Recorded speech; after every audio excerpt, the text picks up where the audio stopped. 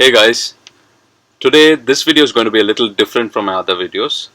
I wanted to discuss the combination of an ideal two-car garage at a specific budget.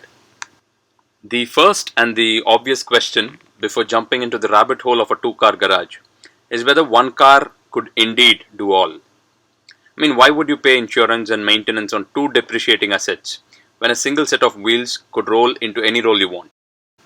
If we ponder about which kind of cars would be suitable jack of all trades, then all roads lead to the bulked up breed of compact SUVs.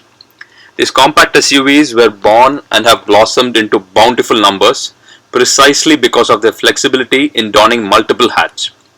Well, some pull it off better than the others, and some just really try hard but fail.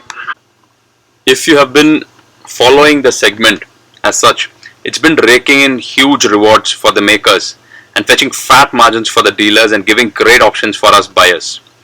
But the segment has slowly stretched and spanned itself across wide price brackets generously, from basic budget options to premium offerings.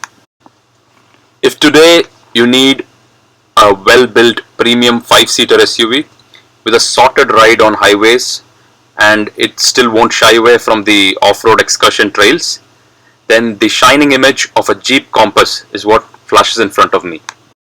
In its cheapest 4x4 avatar, the limited variant costs about 27.19 lakhs ex showroom. That is as of now, that is March 2022.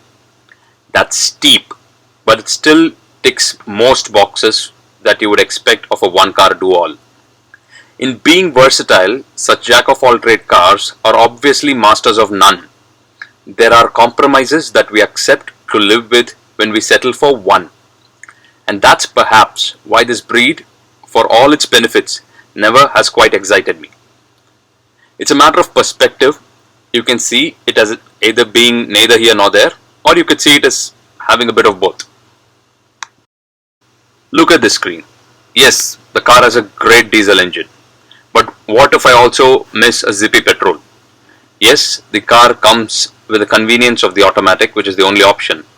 But what if I'm a manual purist and I want a stick shift? It does come with some kind of 4x4, some go anywhere capability. But at this price, I'm just afraid I'll break it in an off-road excursion. It is definitely a high quality product, but it does come with a high cost of maintenance. The Jeep Compass especially has got that sweet spot of footprint. But then I doubt in the tighter city lanes, I would want something even smaller. It's got a beautiful large diesel motor for the highway, but what if I'm looking for a tiny frugal motor for short runs? And hey, it's a Jeep. That brand value has to grab some eyeballs. But what if at some places I rather not be noticed and I want something more low-key? This is then the one car do-all. But what if your household absolutely needs two cars? Probably your spouse drives her own car to work, or you need one more car for the school runs. Then what do you do? Well, that presents the case for the second car. Or to swing back to the topic, the ideal two-car garage for the budget for you. This is a peppy question that gets many folks excited because the combinations of a two-car garage are as varied as your requirements. What do you want to do? You want to supplement a beta hatch with an expensive sedan? Or you want a city slicker to complement your highway tourer? Or do you want to keep an old school Jeep and complement it with a beastly Bimmer?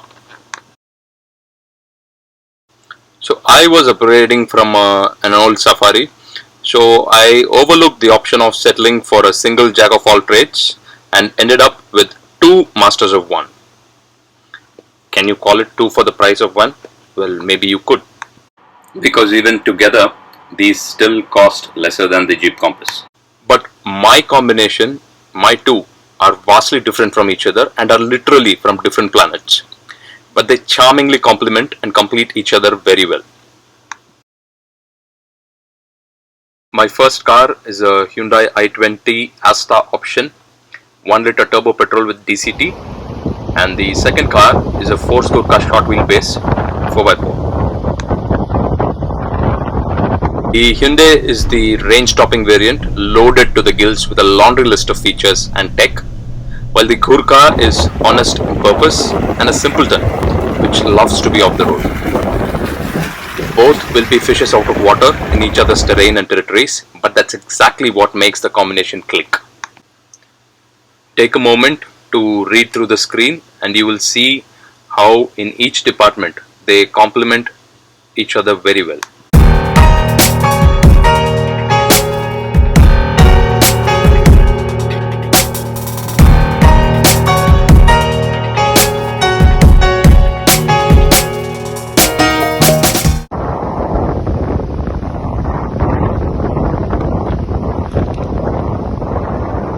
After a day of sand roading at the beach, the Gurkha pastes a wide grin from ear to ear, while the premium hatch makes the night drive with the sunroof open as breezy as the beats out of its Bose speakers.